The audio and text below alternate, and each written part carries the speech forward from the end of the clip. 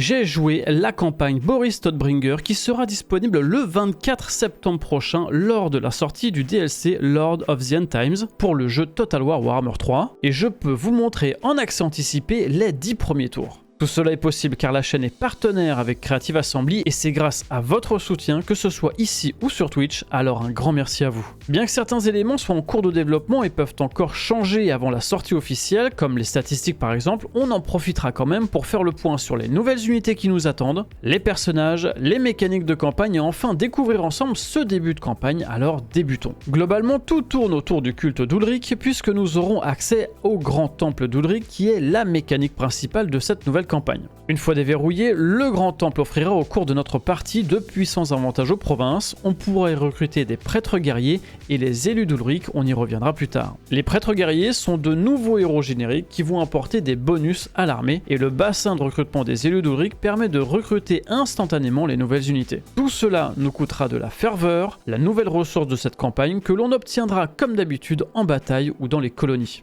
Vu que c'est la campagne Boris Todbringer, les nouvelles unités nous coûteront moins cher d'entretien. Nous débuterons aussi directement avec le nouveau héros légendaire Emil Valgaïr. Si vous souhaitez d'ailleurs en savoir plus sur l'histoire de ce personnage, un short est disponible sur la chaîne. Et pour les effets de seigneur, le plus important est l'habilité œil pour œil qui est une référence à l'histoire de Boris Todbringer qui va augmenter temporairement ses dégâts tout en donnant des malus importants à son ennemi. Sans surprise, nous débutons au nord d'Aldorf et nous devons protéger cette partie de l'Empire, entre autres contre les hommes bêtes, ce qui amènera des événements lors de notre campagne. Pour s'échauffer, nous avons une armée Skaven à combattre, ce qui me donne l'occasion de faire le point sur les nouvelles unités de ce DLC. Attention, il s'agit ici d'une présentation synthétique car je ne peux tout simplement pas tout vous montrer pour le moment. Pour autant, voici le seigneur légendaire Boris Todbringer, on retrouve sa capacité active œil pour œil donc. À terme, il pourra être monté sur Griffon, améliorera plus spécifiquement les unités du culte d'Ulrich, deviendra indémoralisable, améliorera aussi les seigneurs et les héros à portée de sa capacité protecteur de l'Empire, et curiosité, il pourra augmenter le nombre d'unités de renom que l'on peut débloquer, à voir vraiment comment ça marchera par la suite. Le nouveau héros légendaire Emil Valgaïr est déjà robuste, c'est un héros de support mais il sera aussi redoutable en duel. Il bénéficie déjà d'une bonne armure et des attaques magiques baissant par la même occasion la vitesse de sa cible avec des dégâts perce-armure. Il donne à toute l'armée la nouvelle capacité passive écraser les faibles. Pour chaque unité ennemie apportée avec un commandement hésitant, cela augmentera la vitesse des unités ainsi que leurs dégâts de base et perce-armure. Il a aussi la hache de Skull qui va augmenter temporairement mais de façon importante ses dégâts de base et perce-armure ainsi que son attaque de mêlée, le rendant redoutable. En capacité active, il a aussi la furie d'Ulrich qui améliorera le commandement des unités et elles provoqueront la peur, ce qui est toujours intéressant pour notre ligne de front de l'Empire qui a tendance à fuir en début de campagne. Il donne aussi une résistance au sort à toutes les unités autour de lui, possède de la résistance ultime, aux projectiles et aussi une forte résistance au feu, à voir plus tard si ce chiffre baisse lors de la sortie officielle, mais l'idée est là. À terme, il sera monté sur cheval et pourra faire des explosions avec sa capacité active Destruction féroce. Pour les unités, voici les guerriers d'Ulrich, unité de tier 1 mais de tier 2 pour le reste de l'Empire. Il s'agit d'une unité anti-infanterie de début de campagne, chose que l'Empire n'avait pas. Ensuite, voici les Wolfkin, ou Enfants du Loup, qui est une unité de tier 2, armée d'une grande hache, ayant la frénésie avec une bonne attaque de mêlée, faisant des dégâts perce-armure idéal pour faire quelques contournements. Puis voici ce qui manquait probablement le plus aux unités de l'Empire, la garde teutogène. Il s'agit d'infanterie lourde ici de tier 3 pour la campagne de Boris, mais normalement c'est du tier 4. Elle n'est pas anti-large, mais quand même experte contre les charges, faisant des dégâts perce-armure tout en brisant des armures. Elle est aussi immunisée à la psychologie, et pour finir, elle est déclinée aussi en unité de renom dans le DLC.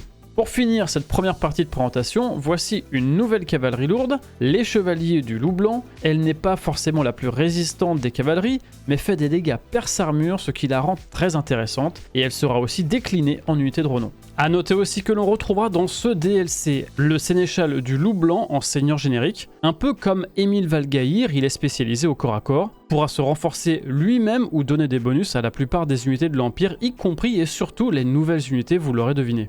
Il pourra être monté sur cheval et principalement renforcer le commandement des unités autour de lui. Puis les prêtres d'Ulrich, nouveaux héros génériques, ressembleront encore plus à Emil Valgaïr, par leur robustesse, mais aussi par l'accès aux mêmes capacités, comme l'explosion de férocité destructrice, ou la possibilité d'infliger des malus à l'ennemi, ou encore booster des unités amies. En campagne, idem, il augmentera la portée de déplacement de l'armée, donnera un bonus de croissance aux provinces locales, ou encore par exemple endommagera les murs d'une cité. Puis voici l'unité de chien de chasse de bas niveau mais rapide pour aller chercher les unités de tir adverses, l'artillerie ou encore des fuyards, et elle sera déclinée aussi en unité de renom. Puis voici encore une unité de cavalerie lourde, les Chevaliers Panthères, que Creative Assembly avait déjà présenté auparavant, avec une bonne armure et la spécificité de faire des dégâts anti-large. Il s'agira d'une unité de tier 3. Et enfin, en tier 5, il y aura l'Ouragan Céleste, qui est un chariot magique qui aura la possibilité de lancer des comètes de Cassandora, des tornades, des éclairs,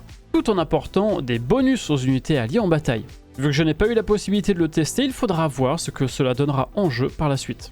Voilà, nous avons fait le tour des nouvelles unités prévues avec Boris Todbringer et certaines seront accessibles plus tôt dans la campagne grâce à ce bâtiment situé à Middenheim. Je vais donc faire aussi maintenant la bataille à la main pour le plaisir de découvrir les nouvelles unités. Il faudra quand même faire attention aux 2 menaces souterraines de l'ennemi qui pourraient bien nous coûter notre canon. Ce serait moche sur notre première bataille quand même. Alors justement, j'ai profité du côté anti-infanterie des guerriers d'Ulrich pour les placer en protection du canon.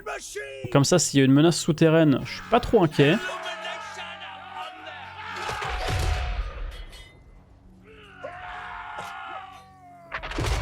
Je place la nouvelle cavalerie sur le côté gauche, les chevaliers du loup blanc.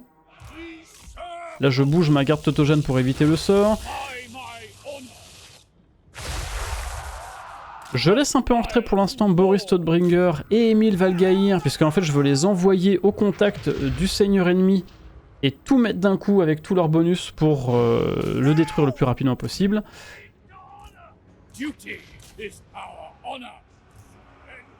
La menace souterraine qui pop, il n'y a pas de souci, les guerriers d'Ulrich sont dessus. Les Raoks se sont pris, les anti-larges et la garde tautogène, la cavalerie qui arrive.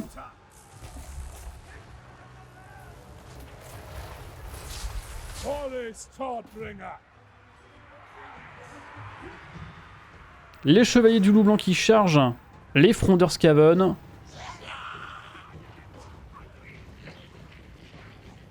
Voilà, ça c'est bon. Côté droit, ça se passe bien, tout a été déplacé. Donc les Wolfkin ont été déplacés côté droit avec les guerriers d'Ulrich. Ils ont l'air de se débrouiller tout seuls. Ils vont même aller choper les frondeurs Skaven de l'autre côté. Le seigneur Skaven est chopé par Boris Todbringer et Emil Valgaïr avec tous les bonus. Et là, avec tous les bonus, ça fait mal. Hein. Emil Valgaïr, il fait quand même mal. Même en début de partie, il fait plus de 700 dégâts per sa armure.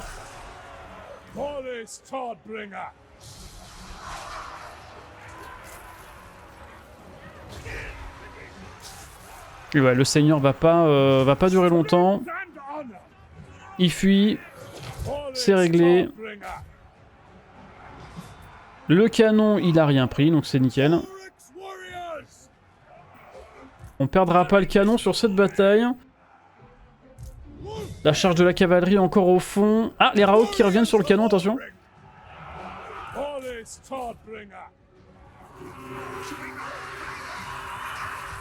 Et hop, la petite charge de cavalerie pour terminer. Voilà une première bataille qui s'est plutôt bien passée. Petit point sur le résultat de la bataille d'échauffement, la cavalerie est bien mise en valeur ici alors qu'elle a juste fait 2 charges. Bon après il s'agit d'Eslav Skaven en face, hein, donc ça fait toujours de beaux scores. Les unités d'infanterie, pas de soucis non plus, on verra par la suite au prochain combat. Je vais forcer le recrutement des nouvelles unités des guerriers d'Ulrich et on verra ce que l'autorésolution dira comme score. Sachant que pour information, la partie est réglée en difficulté maximale et que l'IA est améliorée, donc ça peut aussi jouer en notre défaveur, c'est à prendre en compte. Je vais aussi en profiter pour récupérer de l'argent à droite à gauche en faisant de la diplomatie, ça marche pas mal avec Boris, on est littéralement entouré de factions amies et ça va me permettre de renforcer ma capitale avec un sénéchal parce que je pense que Festus va pas tarder à venir nous dire bonjour. A noter au niveau de l'arbre technologique, il n'y a pas de grands changements mais un simple ajout pour donner quelques petits bonus aux nouvelles unités. Ici nous sommes tour 3, je n'ai recruté que des guerriers d'Ulrich avec l'armée de Boris pour faire le test de l'autorésolution et ça tombe bien puisqu'il y a en plus une petite armée et en effet le résultat cette fois met bien en avant l'aspect anti-infanterie de cette unité. qui va littéralement découper les esclaves de Skaven malgré le boost de l'IA dans le choix de cette campagne. C'est à ce moment que l'on débloque le fameux Grand Temple. En résumé, il permet la construction de 6 sanctuaires qui accordent des avantages, y compris des rites divers et le recrutement des élus d'Ulric en échange de points de ferveur. Les rites peuvent être exécutés par les armées du Midland via un volet, leur offrant des bonus temporaires. Et le pool de recrutement des élus d'Ulric permet un accès instantané aux unités du culte via ce volet. La disponibilité des unités reste limitée et se répète à plusieurs reprises. Chaque sanctuaire construit dans le Grand Temple fait progresser la flamme sacrée d'Ulric indiquée en bas du panneau. La progression de la flamme offre alors des bonus pour les recrutements des élus d'Ulric ainsi que les rites. Voilà, les 10 tours passent très vite et nous avons fait le tour de cette présentation, mais il reste une chose que j'aimerais vous montrer. Et pour cela, j'ai été obligé de provoquer Festus qui évidemment s'est jeté sur moi. Et voici ce que je voulais vous partager, il s'agit de la carte de Middenheim, notre capitale de faction.